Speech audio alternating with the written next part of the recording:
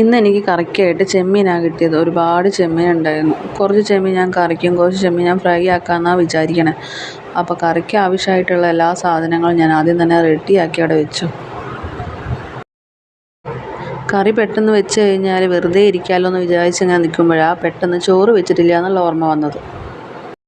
അങ്ങനെ ഞാൻ കറിക്ക് ആവശ്യമായിട്ടുള്ള ചെമ്മീനെല്ലാം കലക്കി വെച്ചതിലേക്ക് മാറ്റി. ബാക്കി ഫ്രൈ ചെയ്യാനും മാറ്റി വെച്ചു.